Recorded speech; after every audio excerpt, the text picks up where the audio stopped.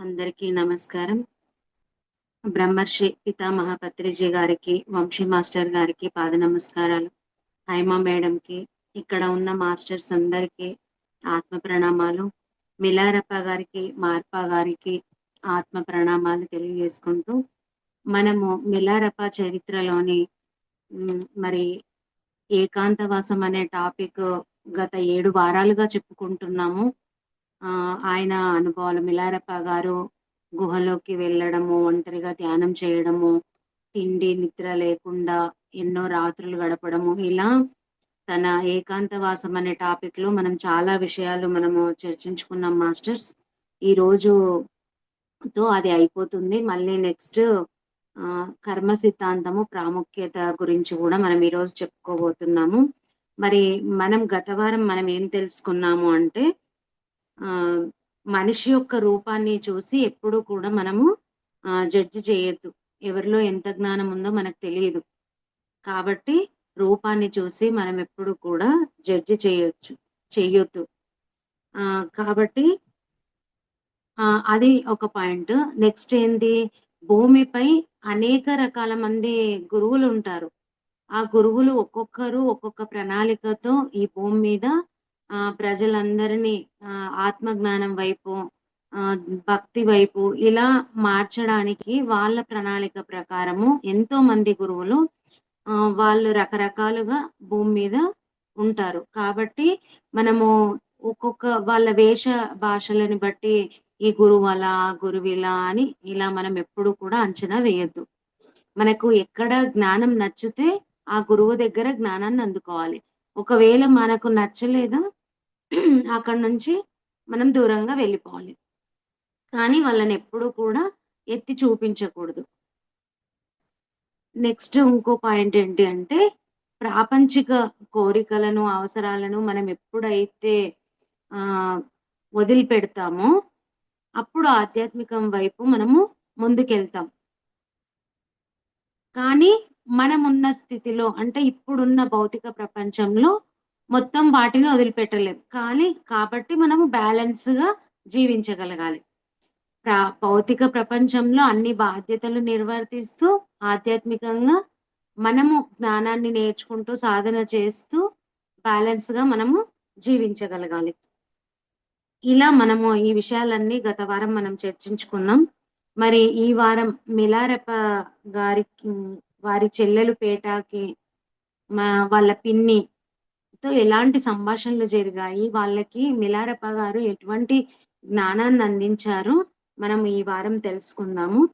మిలారెప్ప గారు మనం గత వారం చెప్పుకున్నప్పుడు తను ఆత్మస్థితిలో అంటే నేను శరీరం కాదు ఆత్మను అన్న స్థితిలో తన శరీరం మీద ఎటువంటి గుడ్డలు లేకపోయినా సరే దానికి సిగ్గుపడకుండా తను ఏదైతే ఏ జ్ఞానమైతే పొందారో దాంట్లోనే జీవిస్తూ ఉన్నారు. కానీ వాళ్ళ చెల్లెలికి అది నచ్చలేదు.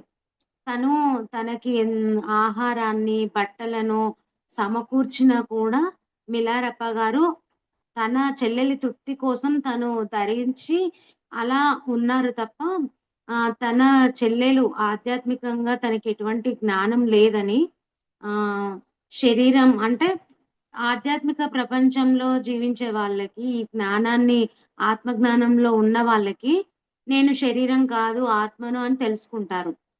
మరి తెలుసుకున్నప్పుడు వాళ్ళు శరీరంపై ఎటువంటి దృష్టి పెట్టరు. వాళ్ళ దృష్టిలో ఈ భౌతికంగా కోరికలు గాని, వస్తువులు కానీ, ఇవన్నీ కూడా వాళ్ళకేమి అవసరం ఉండవు. అసలు దాని గురించే వాళ్ళు ఆలోచించరు. ఏదైతే వాళ్ళు నేర్చుకున్నారో దాని వైపే వాళ్ళు ఆ జ్ఞానం వైపే మొగ్గు చూపుతారు. దాన్నే పట్టుకుంటారు. ఎవరు ఎలా అనుకున్నా సరే వాళ్ళు పట్టించుకోరు. అదే విషయాన్ని వాళ్ళ చెల్లెలికి మిలారప్ప గారు వాళ్ళ చెల్లెలికి ఇంకా దాని గురించే బోధిస్తూ తనెప్పుడు గూడా పాట రూపంలో తన తత్వాన్నంతా గూడా తెలిపేవారు. ఇక్కడ గూడా తనకి అలాగే జ్ఞానాన్ని అందిస్తారనమాట పేటాకి. అంటే ఈ శరీరం మీద ఎటువంటి కోరికలు ఉండొద్దు. ఆహ్, మీకు ఏది ఉపయోగం అనిపిస్తదో అది మాకు అవసరం లేనిది. భౌతిక ప్రపంచంలో ఏది విలువైందో ఆధ్యాత్మిక ప్రపంచంలో దానికసలు విలువే ఉండదు అని ఇలా చాలా విషయాలు కూడా తనకి ఒక పాట రూపంలో వినిపిస్తారనమాట. అలా లౌకిక సుఖాలన్నింటిని పరిత్యజించి సన్యాసులంతా సత్యానికి, అన్వేషణకు తమ జీవితాన్ని అంకితం చేస్తున్నారు. అటువంటి వాళ్ళు లౌకికులంతా ఏ పనులు సిగ్గుకరమైనవి, వేటిని కావని తెలుస్తారో, ఆ విలువకే మాత్రం ప్రాధాన్యం ఇవ్వకుండా ఉండాలని చెప్పారు. నా సోదరి అయిన పేట కూడా అటువంటి వాటి కోసము తనకు తాను బాధ పెట్టుకుంటుంది అని పాడాను. అంటే తను వాళ్ళ చెల్లెలికి ఎలాంటి పాటను అందించారో, ఆ పాటలో ఏ జ్ఞానం ఉందో మనకు తెలియజేస్తున్నారనమాట. అంటే అన్నిటిని వదిలేసి సన్యాసుల్లాగా జీవించి సత్యాన్వేషణకు తమ జీవితాన్ని అంకితం చేసేవాళ్ళు చాలా మందుంటారు. కానీ వాళ్ళు చేసే కొన్ని పనుల వల్ల వాళ్ళు సిగ్గుపడాల్సొస్తది. కానీ అలాంటి పనులకు కూడా వాళ్ళు సిగ్గుపడరు. వాళ్ళు దేనికి ప్రాధాన్యం ఇవ్వాలో దానికి ప్రాధాన్యం ఇవ్వరు అని తను ఆ పాటలో చెప్పారని మనకు చెప్తున్నారనమాట మిలారప్ప గారు. ఈ పాటంతా విన్న తర్వాత కూడా ఆమె పేట చాలా కోపంతో ఉందన్నమాట. ఎందుకంటే మరి మిలారప్ప గారు ఒక ఆత్మ స్థితిలో ఆలోచిస్తారు. పేట భౌతిక శరీరంతో పాటు అలా ఆలోచిస్తుంది. భౌతికంగా ఆలోచిస్తుంది. తను తెచ్చిన ఆహారాన్నంతా ఇస్తూ, తను తెచ్చిన గుడ్డలనంతా ఇస్తూ తను ఈయన చెప్పే వాటన్నిటికి గూడా తను కోపంతో ఉంటుందనమాట. అయితే ఆమె అవన్నీ ఇచ్చి తిరిగి వెళ్ళిపోతుంటే ఆమెను వెనక్కి పిలుస్తారు మిలారప్ప గారు. పిలిచి అన్నపానీయాలు ఎంతకాలం సరిపోతాయో అంతకాలం నా దగ్గర ఆమెను అంటిపెట్టుకోవడానికి ప్రయత్నించాను. అంటే నా దగ్గర సరిపోయేంత ఫుడ్ ఉన్నంత వరకు నువ్విక్కడనే ఉండు అని పేటకు చెప్పారు. కానీ కారణం ఆమెను నా దృక్పథాన్ని పూర్తిగా మన్నించుకోలేకపోతే నా దగ్గరే ఉన్నందువల్ల ఆమె మామూలుగా చేసే తగని పనులన్నా చేయకుండా ఉంటుంది కదా అని ఆశించాను. అంటే తనతో పాటు ఉంచుకుంటే కొంచెమన్నా గూడా తను ఆధ్యాత్మికంగా మార్పొస్తుంది. తను ఇలా ఈ ఆత్మస్థితి వైపు మొగ్గు చూపుతుంది అని తను ఆశ అన్నమాట మిలారప్ప గారికి. కానీ తనేమి వినలేదు. నా దగ్గర ఉన్నంత సేపు ఆమెకు కర్మ సిద్ధాంతం అనే దాన్నే పదే పదే బోధించాను. చివరకు కొద్దో గొప్పో వాళ్ళ మనసుకు నాటుకుంది. ఇప్పుడు మనతో పాటు ఉన్న వాళ్ళకి మనకేదన్నా ఒక విషయము కర్మ సిద్ధాంతం గురించి గాని, ఇప్పుడు మనం ధ్యానం చేస్తున్నాం. మన ఇంట్లో వాళ్ళే ఉంటారు. వాళ్ళు చెయ్యకున్నా సరే, మనం కొన్ని విషయాలు మనం మాట్లాడే మాటల వల్ల, మనం చెప్పే జ్ఞానం వల్ల కొంచెమన్నా వాళ్ళకు అది పట్టుకుంటారు. అలాగే వాళ్ళ చెల్లెలు కూడా కొద్దిగానన్నా మారుతుంది అని తను ఆశపడుతున్నారనమాట గారు. ఆధ్యాత్మిక జీవితంపై కొంచెం శ్రద్ధ చూపడం మొదలుపెట్టింది. మా ఇంకా తను అలా చెప్పడం వల్ల కొంచెం స్టార్ట్ అయింది. ఆ సమయంలో ఒకనాడు దుర్మార్గురాలైన మా పినతల్లి ఆ ప్రదేశానికి వచ్చింది. ఇంకా లాస్ట్‌కి వీళ్ళకెక్కడెళ్ళినా సరే వాళ్ళ పిన్ని మాత్రం తప్పట్లేదు. కాబట్టి ఇక్కడికి గూడా వాళ్ళ పిన్ని వచ్చింది. వాళ్ళ బాబాయ్ చనిపోయాడు. తన దగ్గరున్న ఆస్తులు అన్నీ కూడా తన దగ్గర ఉన్న ఏదైతే ఆస్తి, సంపాదన, ఆహ్, బట్ట, ఆహారము ఏదైతే ఉందో అదంతా గూడా ఒక బండి మీద యేసుకొని వెతుక్కుంటూ ఈయన ఉన్న మిలారప్ప గారున్న గుహ దగ్గరికి ఆ కొండపైకి అంటే ఆ ఊర్లోకొచ్చింది. ఇంకా కొండపైకి రాలేదన్నమాట. ఆ తర్వాత అవన్నీ తీసుకొని ఒక బండిపై వచ్చి సరే ఇంకా మిలారప్ప గారు కొండపై ఉన్నారని తెలిసి, తను ఎంత మోయగలుగుతదో అంత ఆహారాన్ని, కొన్ని వస్తువులను తీసుకొని ఆ కొండ ఎక్కుతదనమాట. ఎక్కి ఆయన దగ్గరికి రాడానికి ఒకటి ఆనకట్టలాగా ఉంటుంది. తన గుహ దగ్గరికి రావడానికి మిలారప్ప గారికి దగ్గరికి రావాలంటే. అయితే వాళ్ళ పిన్ని వస్తుంది అని పేట ఏం జేస్తది, తను రాకుండా ఆ చెక్కను అడ్డం తొలగిస్తదనమాట. నడవడానికున్న చెక్కను తొలగిస్తది. వాళ్ళ పిన్ని చెప్తది, "పేట నన్ను రానియ్యి. నేను మిలారప్పతో మాట్లాడాలి. నా బాధలన్నీ ఆయనకి చెప్పుకోవాలి. ప్లీజ్ నన్ను రాని అని తను వేడుకుంటదనమాట. అయినా సరే నువ్వు రావద్దు అని ఆ చెక్క తీసేస్తది నడవడానికి రాకుండా.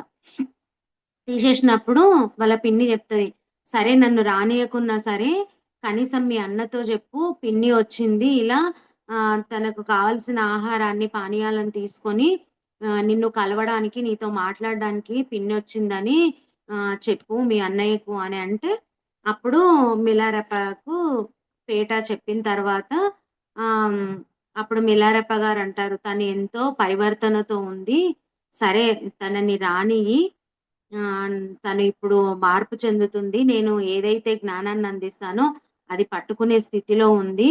కాబట్టి తనని రానియ్యి" అని మిలారెప్ప చెప్తే అప్పుడు మళ్ళీ తనకు ఇవతలకి రాడానికి ఆ చెక్కను అడ్డు ఏస్తే దాని మీదకెళ్ళి నడుచుకుంటూ మిలారెప్ప గారి దగ్గరికి వస్తదనమాట.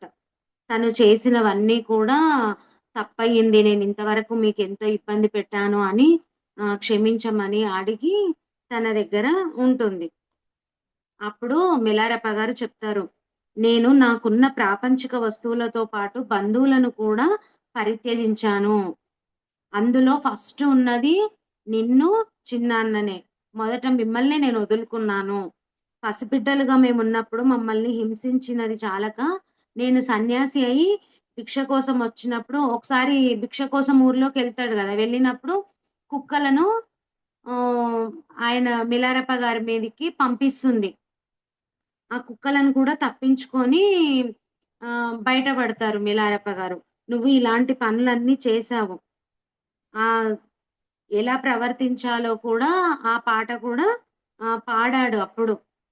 తను ఎన్ని బాధలు పెట్టాడో అవన్నీ కూడా పాట రూపంలో అప్పుడు వ్యక్తం చేశాడు. చేసిన తర్వాతనే ఆమె లోపల మార్పొచ్చి వాళ్ళ పని మనిషి ద్వారా ఫుడ్ అందిస్తుంది. వాళ్ళ ఊర్లోకొచ్చినప్పుడు. అవన్నీ గుర్తు చేస్తున్నాడనమాట మిలారెప్ప గారు. ఆమె మా పట్ల వహించిన దుర్మార్గ వైఖరినంతా కూడా వివరంగా వర్ణించాను. మళ్ళొకసారి అంతా గూడా గుర్తు చేసిండ్రు. ఆమె ప్రవర్తనకు, పేట ప్రవర్తనకు గల వ్యత్యాసాన్ని గూడా అందులో వర్ణించాను. నా సోదరికి ఆధ్యాత్మిక పథంలో ఎటువంటి ఆసక్తి లేకపోయినా, సోదరుడైన కారణంగా నాకు తన చాతనైన సహాయాన్నయినా సరే చేద్దామని ప్రయత్నిస్తుంది. వాళ్ళ చెల్లెలికి ఇష్టం లేకున్నా సరే అన్న కోసం అవన్నీ చేస్తుంది. తాను భిక్షువు అయి ఉండి కూడా నా తిండి కోసం ఆరాటపడింది. అలా కాక నువ్వెంతో దుర్మార్గంగా ప్రవర్తించావు. ఇప్పటికైనా అవకాశం ఉండగానే తిరిగి వెళ్ళిపొమ్మని గద్దించాను. మరి అవన్నీ చెప్పి వాళ్ళ పిన్ని వెళ్ళిపొమ్మని గట్టిగా చెప్పిండు మిలారెప్ప గారు. ఇదంతా విన్నాక గూడా వాళ్ళ పినతల్లి కన్నీళ్లు గార్చింది గానీ, ఇంకా ఆమేం వెళ్ళిపోలే. నేనారోపించిన నిందలన్నీ వాస్తవాలని అంగీకరించింది. ఇలా జేశావు అని చెప్పాడు గదా! అవును. అవన్నీ కరెక్టే. నేను తప్పు చేశాను అని ఆమె ఒప్పుకుంది. తిరిగి తిరిగి ఆమె నిజంగా హృదయ పరితాపం చెందానని నొక్కి చెప్పింది. అప్పుడామె ఎంతో పశ్చాత్తాపం చెందుతున్నాను. ఇప్పుడు నేను పరివర్తన చెందాను అని చెప్తుంది. తనని క్షమించమని అర్థించింది. నేను నిజంగానే నిన్ను చూద్దామనే కోరికతో నీ దగ్గరకు వచ్చాను. వాళ్ళ పిన్ని చెప్తుంది మిలారెప్పగా. నన్ను ఈ వంతెన దాటి రానీయకపోతే నా జీవితాన్ని ఇక్కడే అంతమొందించుకుంటాను అని చెప్తదనమాట. చివరికి ఎలాగో ఆమె హృదయపూర్వకంగా మాట్లాడుతుందని గ్రహించాను. అంటే నువ్వు మీ గుహ దగ్గరికి చెక్క వేసిందన్నా గదా! అది తీసేసింది గదా! ఒకవేళ మీరు ఇక్కడ మీ దగ్గరికి నన్ను రానీయకపోతే, నా శరీరాన్ని ఇక్కడనే త్యాగం చేశాను. నా జీవితం ఇక్కడనే ముగుస్తుంది అని చెప్తుందనమాట. ఇంకా ఆ మాటలు విన్న తర్వాత అప్పుడు మిలారెప్ప గారు క్షమించి, తనని ఆదరించి దగ్గరికి తీసుకొని సరే ఆమె లోపల మార్పు వచ్చిందని గమనించి ఆహ్, తనని క్షమిస్తారనమాట. కానీ పేట మాత్రం నాతో గుసగుస చెప్తూనే ఉంది. అంటే ఆమెను అంగీకరించొద్దు. మళ్ళీ ఎటువంటి కుట్రలు పన్నుతుందో పిన్ని. నువ్వు ఒప్పుకోవద్దు అని చెప్తుంది వాళ్ళన్నకి. అయితే ఈసారి ఆమెకున్న అనుమానాలు మాత్రం నిరాధారాలయ్యాయి. మా పిన్ని నిజంగా హృదయ పరివర్తన చెందింది. తన కానుకలు తీసుకొని నా దగ్గరకు వచ్చింది. తర్వాత నా దగ్గరగా కూర్చొని కర్మ సిద్ధాంతం గురించి వివరించి చెప్తూ ఉంటే వింటూ ఉంది. ఆమె ఎంత బాగా మనసుకు పట్టించుకుంది అంటే, ఆమె హృదయం పూర్తిగా మారిపోయింది. ఆధ్యాత్మికంలో ఆధ్యాత్మిక మార్గంలో ఎంతో పరిణతి సాధించింది. తర్వాత వాళ్ళిద్దరిని మిలారెప్ప గారు వాళ్ళ చెల్లెల్ని, వాళ్ళ పిన్నిని ఇద్దరిని కూర్చోబెట్టుకొని కర్మ సిద్ధాంతం గురించి మొత్తం వివరిస్తూ ఉంటే, వాళ్ళు ఎంతో శ్రద్ధతో, హృదయంతో కనెక్ట్ అయ్యి విన్నారు. మరి మనం ఇక్కడ పట్టుకోవాల్సిన పాయింట్ ఏంటంటే మాస్టర్స్, వాళ్ళ పిన్ని ఎన్ని కష్టాలు పెట్టింది. చిన్నతనం నుంచి ఎన్నో ఎంతగానో హింసించింది, బాధలు పెట్టింది. వాళ్ళ వల్ల ఎన్నో కష్టాలు పడ్డారు. తను సన్యాసం ఇటువంటి దీక్ష తీసుకొని భిక్షకు వెళ్ళినప్పుడు కూడా తను ఎటువంటి కరుణ హృదయం లేకుండా కుక్కలను వెంబడించింది. అయినా సరే మిలారెప్ప గారు తను అప్పట్లోనే తనని క్షమించి తనని ఏమి అనకుండా ఉన్నప్పుడు తను మార్పు చెంది తనకు భిక్ష పంపిస్తుంది వాళ్ళ పని మనిషి ఎంబడి. ఇప్పుడు గూడా తను ఎంతో హృదయంతో తను క్షమించమని కోరుకున్నప్పుడు మిలారెప్ప గారు దాన్ని అంగీకరించారు. అంటే మనము ఏం నేర్చుకోవాలి అంటే, గతంలో మనల్ని ఇబ్బంది పెట్టిన వాళ్ళు ఎంతోమంది ఉండొచ్చు. ఎంతోమంది ఉండొచ్చు. ఒక్కరై గూడా ఉండొచ్చు. కానీ ప్రస్తుతం వాళ్ళ లోపల మార్పు వస్తే, వాళ్ళ మార్పును అంగీకరించి మనము వాళ్ళను దగ్గరికి తీసుకోవాలి. వాళ్ళ హ్మ్. గతాన్ని తవ్వి వాళ్ళు చేసే తప్పులను ఎత్తి చూపకూడదు. మనం వాళ్ళను క్షమించగలగాలి. మనం ఎప్పుడైతే వాళ్ళను క్షమిస్తామో, అలాంటి క్షమాగుణం మనం అలవర్చుకుంటామో, మనకు సార్ చెప్తారు కదా! ష మన దగ్గరికి సహాయం కోరి వచ్చిన వారికి శత్రువునైనా సరే మనము క్షమించగలగాలి. అలాంటి క్షమాగుణం మనలో పెంపొందించుకోవాలి. కాబట్టి మనం ఎప్పుడైనా ఎవరైనా తప్పుగా మన పట్ల ప్రవర్తించినప్పుడు వాళ్ళను ఒక్కసారి క్షమించిన తర్వాత ఇంకా వాళ్ళ తప్పును ఎప్పుడూ కూడా ఎత్తి చూపకూడదు. సరే, మనం వాళ్ళను క్షమించామని వాళ్ళు చేసిన తప్పులను పదే పదే నువ్వలా చేశావు, అలా చేశావని ఎప్పుడు నిందించొద్దు. ఇంకొకటేంటి, నేను నిన్ను క్షమించిన. నువ్వివన్నీ చేసినా సరే, ఇన్ని తప్పులు చేసినా సరే నా పట్ల నిన్ను క్షమించిన. కాబట్టి నాకివన్నీ చేసి పెట్టాలి అని మాత్రం ఎప్పుడూ అనకూడదు. ఈ పాయింట్స్ మనం బాగా గుర్తుపెట్టుకోవాలి. మనం ఒకరిని క్షమించినము అంటే గతాన్ని మొత్తం కూడా తుడిచేయాలి. ఏది పట్టుకోకూడదు. ఇప్పుడు నేను చెప్తున్నాను. సరే, నేను దీన్ని ఫాలో అయితనా అంటే నేను చెప్తుంటే నాకనిపిస్తుంది. ఓకే. నా పట్ల కఠినంగా, కోపంగా ఉన్న వాళ్ళను నేను క్షమించిన అని ఎన్నో సార్లు చెప్పుకున్నా. కానీ మనకదెప్పుడో ఒకసారి మాత్రం ఖచ్చితంగా గుర్తొస్తది. ఎందుకంటే మనం ఇంకా అంత ఎరుక స్థితిని మనం పెంచుకోలే. మనం ఆ ఎరుక స్థితిని పెంచుకోవాలి. ఇంకా క్షమాగుణాన్ని ఎప్పుడు గూడా ఏది చేసినా సరేలే, పోనీలే, వాళ్ళ స్థితి అంతే అని మనం క్షమించగలగాలి. అది మనం పట్టుకోవాలి. ఇక్కడ మనం అది తీసుకోవాలి మాస్టర్స్. దీంతో ఏకాంతవాసం అనే టాపిక్ పూర్తిగా అయిపోయింది. అంటే ఈ టాపిక్‌లో మనం చాలా విషయాలు మనం నేర్చుకున్నాం.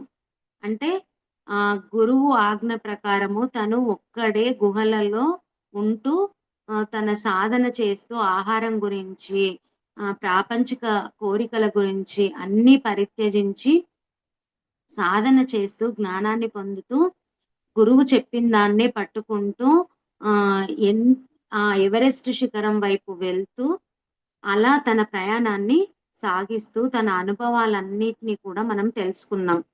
మరి ఇప్పుడు కర్మ సిద్ధాంతము ఇది 11వ అధ్యాయము. 11వ అధ్యాయము కర్మ సిద్ధాంతము ప్రాముఖ్యత. ఇక్కడ మిలారెప్ప గారికి శిష్యులుంటారు గదా! వాళ్ళలో ఒక శిష్యుడు అడుగుతున్నాడు. మీ గురుదేవులైన మార్పా గారి వద్ద ఉపదేశాన్ని పొందడానికి మీరు పడిన శ్రమ, అప్పుడు మీరు చూపిన నిశ్చలత, పట్టుదల చూచి ఆశ్చర్యచకితులమయ్యాము. అలా ఉపదేశాన్ని పొందిన మీరు, మీ శరీరం ఎంతటి దుస్థితికి లోనవుతుందో గూడా గుర్తించకుండా సాధన కొనసాగించడంలో ఎంత శ్రమ పడ్డారో మనమంతా కూడా తెలుసుకున్నాం. మీరు ఏకాంతంలో ఉండిపోయారు. సంవత్సరాల తరబడి ఆహారం లేకుండా ఉన్నారు. మీ భక్తి విశ్వాసాలతో పోలిస్తే మాకున్న భక్తి విశ్వాసాలు చిన్న పిల్లల ఆటల్లాగా కనిపిస్తాయి. మాకు ఊరికే బుద్ధి పుట్టినప్పుడు మాత్రమే హృదయంలోకి వస్తున్నాయి. తక్కిన సమయాల్లో లేకుండా పోతున్నాయి. ఇటువంటి మిడిమిడి భక్తితోటి మీరు సాధించినట్లుగా ముక్తి మేమెన్నటికి సాధించలేము. కనుక మాపై దయతో మేము ఏమి చేయాలో చెప్పండి అని ప్రార్థించాడు. మరి మిలారప్ప గారు తను ఎలాంటి అనుభవాలు పొందారో, ఎలాంటి సాధన చేశారో మనమందరం కూడా ఇన్ని రోజులుగా తెలుసుకుంటూనే ఉన్నాం మాస్టర్స్. మరి మనము అలాంటి ముక్తి ఎన్నటికీ కూడా సాధించలేము. కనుక మాపై దయ చూపి మేమేం చేయాలో చెప్పండి అని మిలారప్ప గారి శిష్యులు అడుగుతున్నారిక్కడ. అప్పుడు మిలారప్ప గారు చెప్తున్నారు.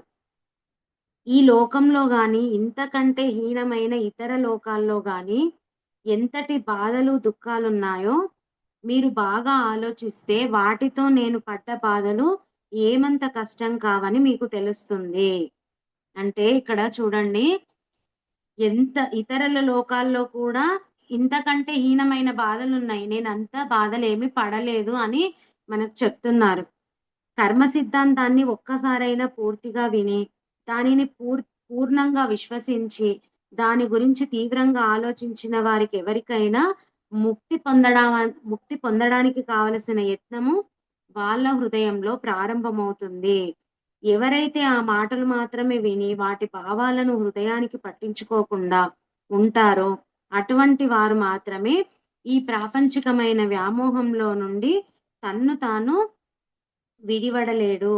కనుక ఈ కర్మ సిద్ధాంతాన్ని విశ్వసించడం, సాధన దృష్ట్యా ఎంత అవసరమో మీరు తెలుసుకోవచ్చు. ఇదివరకు చేసిన పాపానికి ఫలితమిది, ప్రాయశ్చిత్తమిది అని స్పష్టంగా తెలిసిన సన్నివేశాలు చూస్తూ కూడా కొందరు కర్మ సిద్ధాంతాన్ని గుర్తించలేరు. మనకు మనందరికీ తెలుసు కర్మ సిద్ధాంతం. మనం అందరం కర్మ సిద్ధాంతాన్ని బాగా పట్టుకున్నాం. అందుకే ఇక్కడ వంశీ సారు చెప్పే జ్ఞానానికి కనెక్ట్ అయినాం.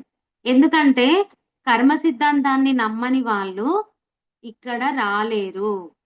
ఎందుకంటే మనము కర్మ సిద్ధాంతాన్ని పట్టుకొని మరి ఏ కర్మ వల్ల ఇలా అనుభవిస్తున్నామని తెలుసుకొని దాని నుంచి బయటపడడానికే గదా! మనం ఇవన్నీ చేస్తున్నాం. కర్మ సిద్ధాంతాన్ని పట్టుకొని వాళ్ళు గూడా చాలా మంది ఉంటారు అని చెప్తున్నారు. అయితే కర్మ సిద్ధాంతం బాగా అర్థం చేసుకోగలిగే వాళ్ళు మాత్రం చిత్తశుద్ధితో ప్రవర్తించగలడు. నేను ఈ శూన్యత గురించి బుద్ధుడు చెప్పిన తత్వాన్ని అర్థం చేసుకుంటానికంటే చాలా ముందే, చాలా కాలం ముందే కర్మ సిద్ధాంతాన్ని అర్థం చేసుకొని హృదయంలో అంగీకరించాను. అందువల్లనే క్షుద్ర మంత్రాలు నేర్చుకొని ఎంతో మంది ప్రాణాలను, ఎంతో మందికి ఆస్తిపాస్తులను నాశనం చేయడాన్ని గురించి అంత తీవ్రంగా హృదయ పరివర్తన చెందాను.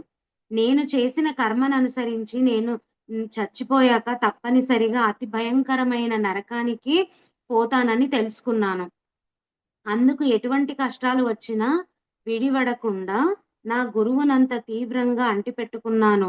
అందుకే ధ్యానంలో అంత తీవ్ర కృషి చేశాను. అంతకంటే వేరే గతి నాకు లేదు. ఇంకా వేరేదేది నాకు తప్పలేదు. నా శిష్యులైన మీరంతా కూడా ఏకాంతంలోనూ, సర్వసంగ పరిత్యాగం ద్వారానూ తీవ్రమైన ధ్యానాన్ని కొనసాగించినట్లయితే మీరంతా కూడా సాధించగలుగుతారు. అలా చేయమని నేను సలహా ఇచ్చాను. మిలారెప్ప గారు చాలా చక్కగా కర్మ సిద్ధాంతం గురించి చెప్తున్నారు మాస్టర్స్. మరి అందరూ ధ్యాన సాధన చేసిన వాళ్ళందరూ కూడా కర్మ సిద్ధాంతాన్ని పట్టుకుంటారా అంటే పట్టుకోరు. చాలా మంది నమ్మరు. సారే చెప్తారు గదా! ధ్యానం చేసే వాళ్ళందరూ కర్మ సిద్ధాంతాన్ని నమ్మరు. నమ్మే వాళ్ళు మాత్రమే ఇక్కడ నేను చెప్పే జ్ఞానానికి కనెక్ట్ అవుతారు. ఎందుకంటే కర్మ సిద్ధాంతాన్ని నమ్మినప్పుడు మనం ఏదైతే అనుభవిస్తున్నామో దానికి సంబంధించిన గతకాలపు దుష్కర్మైనా, మంచి కర్మైనా ఖచ్చితంగా ఉంటుంది. అంటే మన వాస్తవానికి మనమే కారణం అని మనం ఎప్పుడైతే తెలుసుకుంటామో అప్పుడు మనం కర్మ సిద్ధాంతాన్ని నమ్మినట్టే. మరి మనమందరము నమ్ముతున్నాము. దాని నుంచి బయట గూడా పడగలుగుతున్నాం. కర్మ సిద్ధాంతాన్ని ఖచ్చితంగా నమ్మితే అంటే తను చేసిన పాపాలు అంటే తను క్షుద్ర విద్యలన్నీ చేసి ఎంతో మందికి ఆస్తి నష్టము అలా చేసిన తర్వాత తను ఎలాంటి నరకం అనుభవిస్తారో కూడా మిలారప్ప గారు తెలుసుకొని దాని నుంచి బయటపడడానికి సరియైన గురువును ఎన్నుకొని మరి ఆ గురువు ఎన్ని కష్టాలు పెట్టినా, ఎంత బాధ పెట్టినా దాన్ని తట్టుకొని ఎందుకు తట్టుకొని నిలబడ్డాడు? మరి గురువు అంత ఇబ్బంది పెట్టినా ఎందుకు అలాగే ఉన్నారు అంటే, తను చేసిన పాపం అటువంటిదని మేలారప్ప గారికి తెలుసు. కాబట్టి తను గట్టిగా గురువుపై విశ్వాసం ఉంచి అక్కడే ఉండి తను బయటపడగలిగారు. అంటే జ్ఞానాన్ని పొందారు. ఇక్కడ మన వాస్తవానికి మనమే కారణం అని మనకు ఒక ఎగ్జాంపుల్ చెప్తాను మాస్టర్స్. మనందరికీ తెలుసు. పాండవుల పుత్రులు ఉప పాండవులు అని చెప్తారు కదా! ఉప పాండవులు చిన్నతనంలో వాళ్ళు పడుకున్నప్పుడు అశ్వత్థామ వాళ్ళని చంపేస్తారనమాట. కుంతీదేవి ఎంతో బాధపడుతుంది. ఆ చిన్న పసిపాపలు, ఆ చిన్న పిల్లలు ఏం పాపం చేశారని వాళ్ళని చంపారు నిద్రలోనే అలాంటి ఆహ్, పని చేశారు. అసలు వాళ్ళు చంపాలని ఎలా అనిపిచ్చింది అని చాలా బాధపడుతుంది కుంతీదేవి. అప్పుడు ధర్మరాజు చెప్తారనమాట. "అమ్మా, మనము ఏదిస్తే అదొస్తుంది. మరి ఒకసారి వెనక్కి వెళ్లి చూసుకో. అంటే గతంలోకి వెళ్లి చూడు.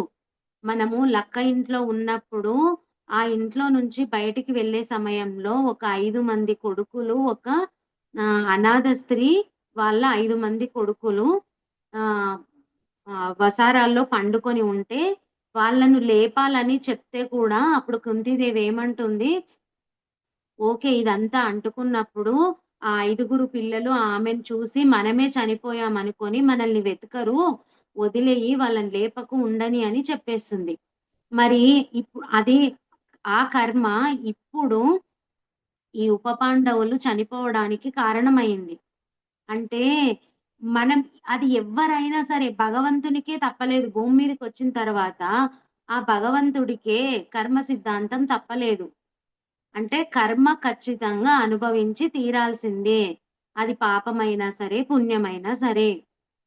కాబట్టి మనము ఏదైతే అనుభవిస్తున్నామో ఖచ్చితంగా దానికి మూలమేంటో తెలుసుకొని సారందించిన కర్మ ధ్యానము, జ్ఞానసిద్ధి ధ్యానం ద్వారా దాని మూలం తెలుసుకొని మనము ఆ కర్మ నుంచి బయటపడే అవకాశాన్ని మనము చాలా ఈజీగా ఇప్పుడున్న ప్రస్తుత జీవితంలో మనం మార్చుకోవడానికి ఆ మాస్టర్స్ వంశీ సార్ రూపంలో మనకు ఆ జ్ఞానాన్ని అందించారు. కాబట్టి ఇది ఎవ్వరు కూడా వదిలిపెట్టకండి మాస్టర్స్. ఎందుకంటే ఇది కంటిన్యూగా చేశామనుకోండి, మనకు కావలసిన జ్ఞానం మనకు కళల రూపంలో ఖచ్చితంగా అందుతుంది.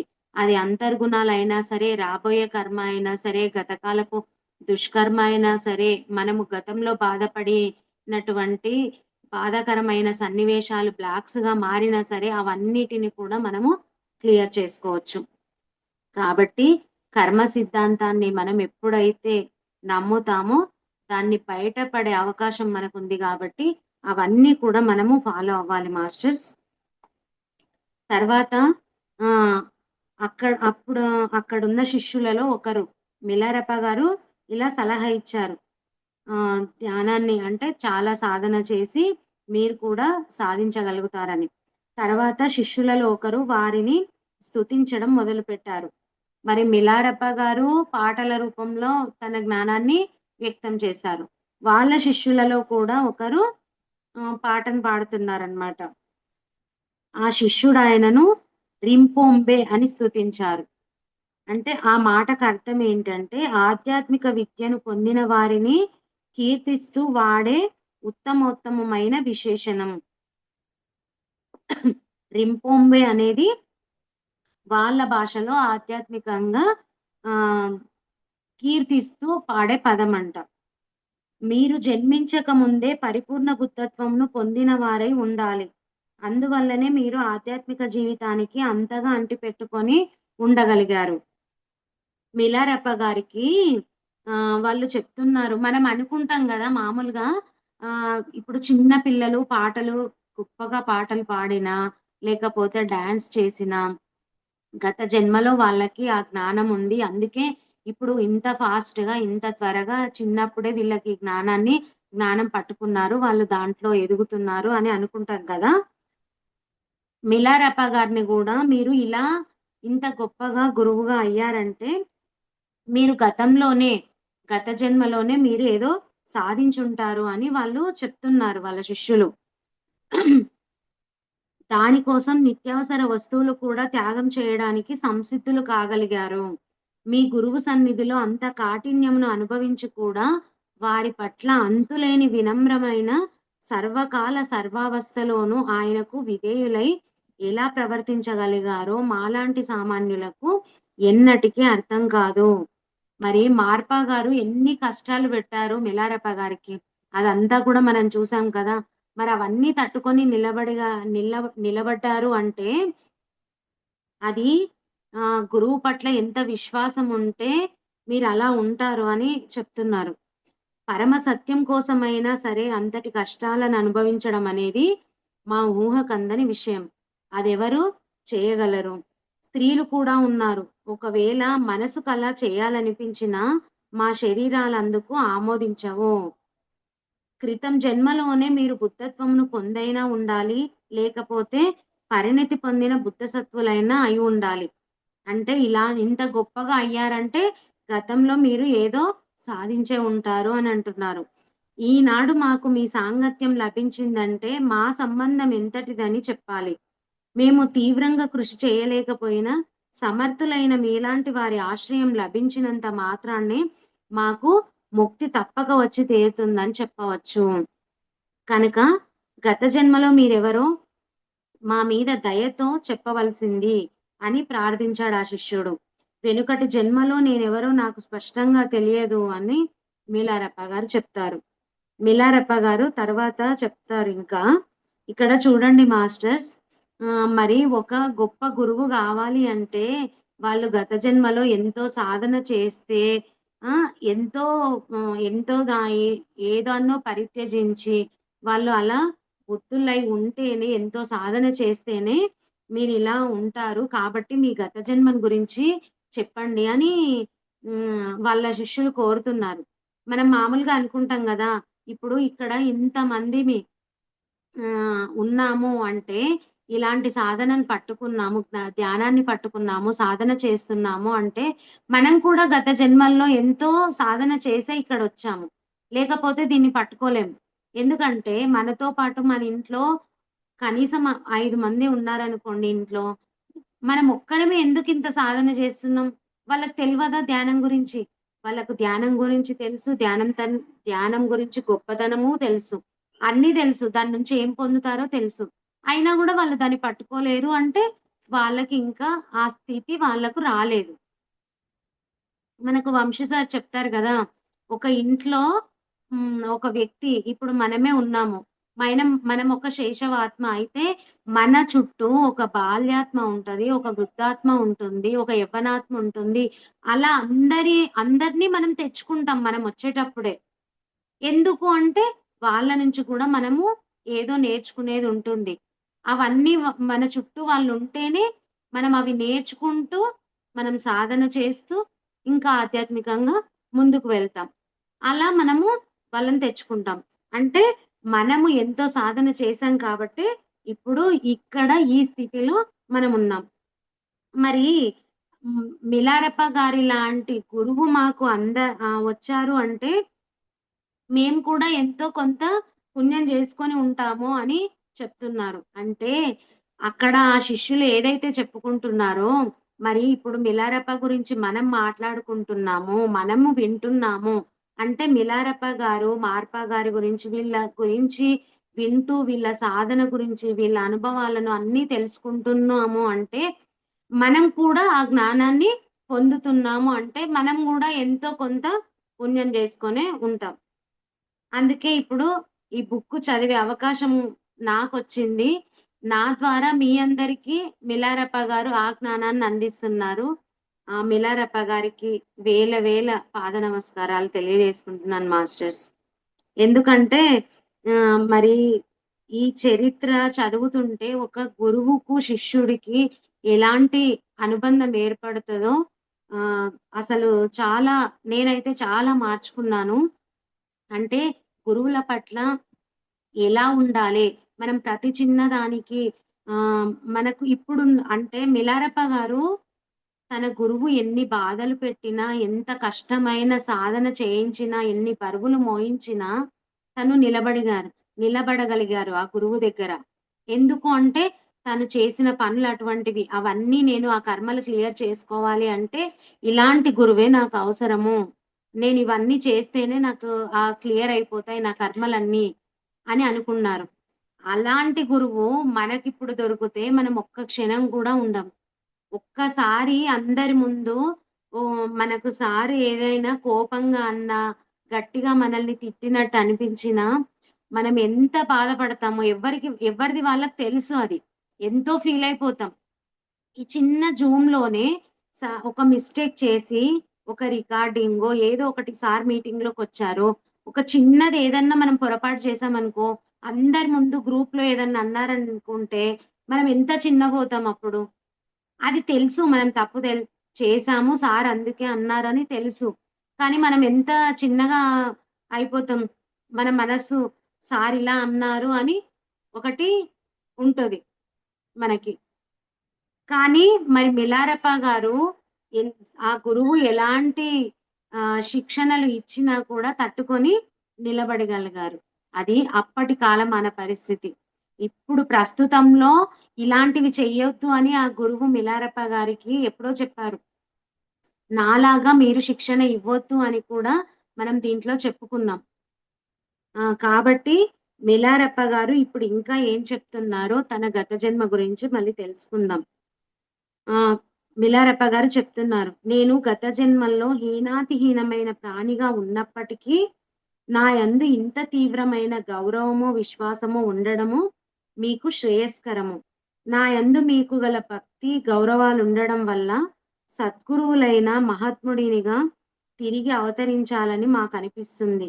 కానీ మీరు నన్ను శంకించడం వల్ల అసలు బుద్ధ ధర్మాన్ని వమ్ము చేసుకున్నట్లవుతుంది.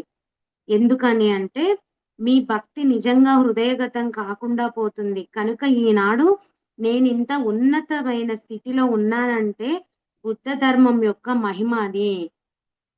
నేను జీవితారంభంలో ఎన్ని దుర్మార్గాలు చేసినా, ఈనాడు బుద్ధత్వపు ముంగిలిలో నిలబడగలిగానంటే, అది బుద్ధత్వం యొక్క గొప్పతనము.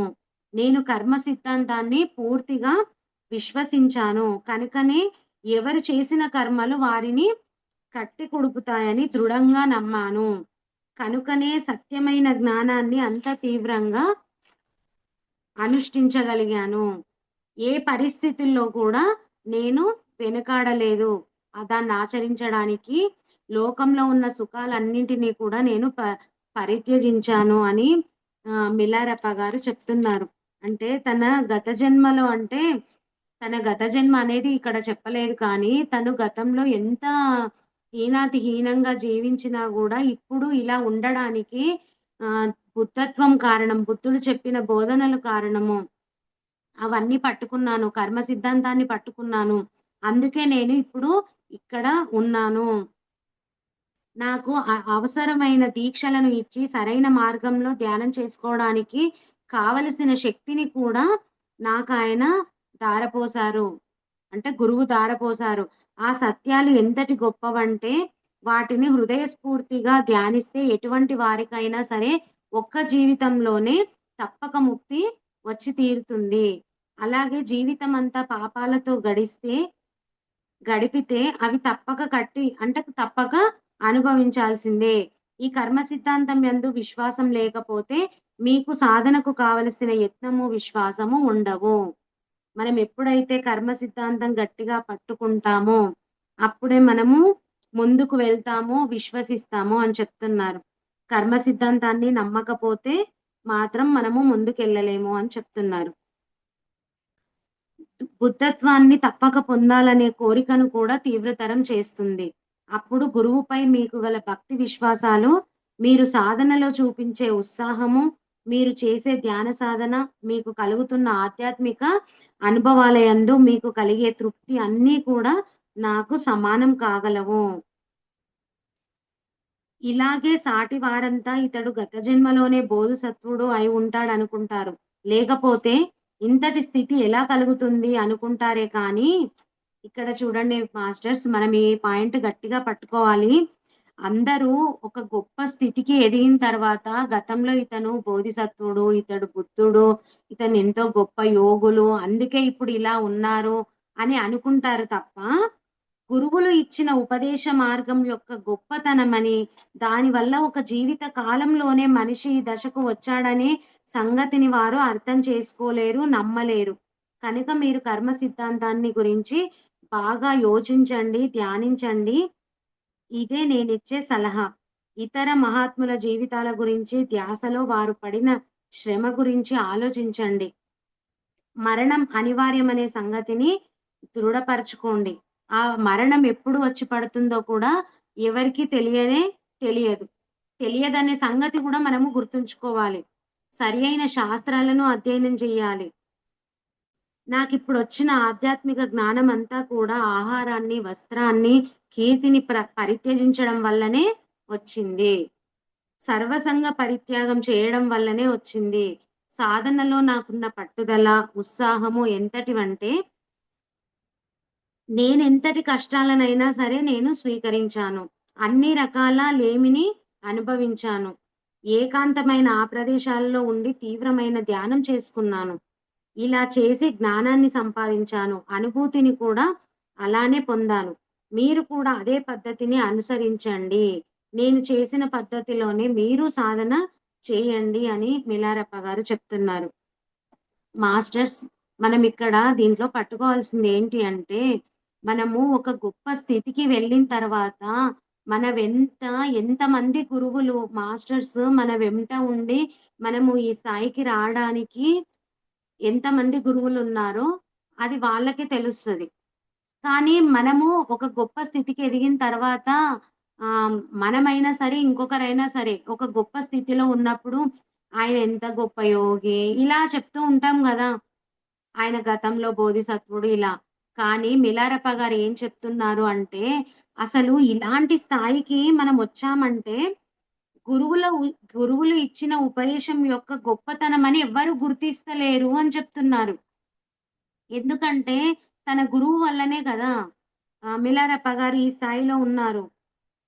ఈ దశకు వచ్చాడని. అంటే ఎవరైనా చెప్పితే గూడా వాళ్ళు నమ్మరు. కాబట్టి మనము గత జన్మలో చేసుకుంది ఎంత ఉందో తెలియదు గానీ, మనము ఈ జన్మలో ఒక గొప్ప స్థితికి వస్తున్నాము అంటే, దాంట్లో గురువు యొక్క ప్రాముఖ్యత చాలా ఎక్కువ. ఆ గురువు వల్లనే మనము ఈ స్థాయికి ఎదుగుతాము. అంటే మనం కూడా గురువును పట్టుకోవాలి. గురువుని ఎప్పుడైతే విశ్వసిస్తామో, అప్పుడు ఖచ్చితంగా మనము ఆధ్యాత్మికంగా ముందుకు వెళ్తాం మాస్టర్స్. మనము ఆహ్, ఏదైనా సరే పూర్వజన్మ ఆహ్, పాప పుణ్యాలే ఇప్పుడు ఆహ్, తా ఖచ్చితంగా మనం అనుభవిస్తాం. ఏది చేస్తే అది. కర్మ సిద్ధాంతం. కర్మ సిద్ధాంతం ఒకటి పట్టుకోవాలి. మనం చెప్పుకున్నాం గదా! అది దేవీ దేవతలకైనా సరే కర్మ సిద్ధాంతం ఖచ్చితంగా వస్తుంది. మనకి ఎగ్జాంపుల్ చెప్పాలంటే సీతామాత. మాత అడవిలో ఉన్నప్పుడు లక్ష్మణుడిని ఒక్క మాట అనడం వల్ల అతని వేదన విశ్వానికి చేరుకొని ఒక అల్పుడి నోట్లో నుంచి సీతాదేవిని అనా అనాల్సిని వచ్చింది ఆ మాట. అంటే సీతాదేవిని రాముడు పరిత్యజించాల్సొచ్చింది. కానీ అప్పుడు అలాంటి అంటే అది ఒక ఏంటి మన వాస్తవానికి మనం అంటే ఏదైతే కర్మ చేస్తామో, ఒకరిని బాధ పెడతామో మళ్ళీ అది అనుభవిస్తాం. మళ్ళీ గురువును పట్టుకోవడం అంటే ఎలా ఉండాలి? దానికి ఎగ్జాంపుల్ ఏంటి అంటే, మరి అలాంటి సిట్యుయేషన్‌లో సీతామాతను అడవిలో వదిలేసి సీతామాతను పరిత్యజించాలి అన్నప్పుడు అందరూ చెప్తారు శ్రీరాముడికి వద్దు, వద్దు అని. కానీ అప్పుడు అందరూ ఏమనుకుంటారు, ఎవ్వరు చెప్పినా చెప్పకపోయినా ఆంజనేయ స్వామి చెప్తే శ్రీరాముడు ఖచ్చితంగా పట్టుకుంటాడు, వింటాడు అని అంటారు. కానీ ఆంజనేయ స్వామి దగ్గరికి వెళ్లి చెప్తారనమాట. శ్రీరాముడు నువ్వు చెప్తే అయినా సరే సీతామాతను అడవిలో వదిలేయకుండా ఉంటాడు అని అంటే, అప్పుడు ఆంజనేయ స్వామి చెప్తాడు, నా రాముడు ఏది చెప్తే అదే కరెక్ట్. నేను దాన్నే విశ్వసిస్తాను. అదే ఫాలో అయితాను. అది అవతలి వాళ్ళకు తప్పుగా అనిపించినా సరే, నా రాముడు ఏది చెప్తే అది. అంటే మనం కూడా గురువు పట్ల ఎలా ఉండాలి అంటే, గురువు ఏది చేసినా అది కరెక్టే. నిన్న మొన్ననే చిన్నగా ఒక ఎగ్జాంపుల్ చూసినానన్నమాట యూట్యూబ్‌లో. గురువును మనం ఎలా పట్టుకోవాలి? గురువుని పట్ల ఎంత విశ్వాసం ఉండాలి అంటే, గురువు చెప్తాడంట. టీ 2 × 3 = 5 అని చెప్తారంట. మామూలుగా మనం ఏం చేస్తాం 5 కాదు 6 అని అంటాం. కానీ అది గురువు 2 × 3 = 5 అని చెప్తే, ఆ గురువు చెప్పింది అదే కరెక్టు అని అనాలి మనం. అంటే అంత నమ్మకం ఉండాలి. అంటే ఆ గురువు ఏ కోణంలో అది ఏ లోకంలో కరెక్టో, ఏ కోణంలో కరెక్టో మనకు తెలీదు. కానీ అక్కడ గురువు అది కరెక్ట్ అని చెప్పాడు. గురువు చెప్పాడంటే అది కరెక్ట్. అంతటి విశ్వాసం, అంతటి నమ్మకము మనము గురువుపై ఉండాలి. అంటే గురువు ఏది చేస్తే అదే కరెక్ట్. ఏది చెప్తే అదే కరెక్ట్. ఎప్పుడైతే మనము గురువును పట్టుకుంటామో, ఇంక ఇతను చెప్పిందే నేను ఫాలో అవుతాను. నేను ఇక్కడుంటేనే ఆ జ్ఞానాన్ని పట్టుకుంటేనే నేను ముందుకెళ్తాను అని మన మైండ్‌లో మనము ఎప్పుడైతే ఒక గురువుగా డిసైడ్ చేశామో, అప్పుడు వాళ్ళు ఏది చెప్తే అది కరెక్ట్. మనం అలాగే ఉండాలి. అలా విశ్వసించాలి. అక్కడ మిలారప్ప గారిలాగా, ఒక ఆంజనేయ స్వామిలాగా ఒక గురువును పట్టుకుంటే అలా పట్టుకోవాలి. నెక్స్ట్ ఇంకోటేంటి, మిలారప్ప గారు ఏం చెప్తున్నారు, మీరు కూడా ఏకాంతవాసంలో ధ్యానం చేసి జ్ఞానాన్ని పొంది నా పద్ధతినే మీరు అనుసరించండి అని చెప్తున్నారు. కానీ మాస్టర్స్ మిలారప్ప గారు ఉన్న కాలంలో అంటే అప్పటి దేశకాలమాన పరిస్థితులను బట్టి మిలారప్ప గారు అలాంటి సాధన చేశారు. అలాంటి జ్ఞానాన్ని పొందారు. అవన్నీ ఫాలో అయ్యారు. కానీ మనకు ఇప్పుడు ప్రస్తుత దేశకాలమాన పరిస్థితులకు మనకు పత్రి సారు గాని, వంశీ సార్ కానీ చెప్పిందేంటి? శ్వాస మీద ధ్యాసనుంచాలి. ఎక్కడైనా స్థిర సుఖ ఆసనంలో కూర్చోవాలి. ఇంట్లో ఉంటూ మనం సాధన చేస్తూ, జ్ఞానాన్ని పంచుకుంటూ, ఇలా సజ్జన సాంగత్యంలో ఉంటూ, మన భౌతిక ప్రపంచంలో ఉండే బాధ్యతలన్నీ నె నెరవేర్చుకుంటూ, మనం ఆధ్యాత్మిక మార్గంలో ముందుకు వెళ్ళాలి.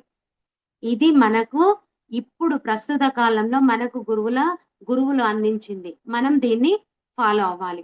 ఇలా ఫాలో అయినప్పుడు, ఇలా దాన్ని పట్టుకుంటే, గురువులు చెప్పిన జ్ఞానాన్ని పట్టుకొని మనం ముందుకు వెళ్తే ఖచ్చితంగా మిలారప్ప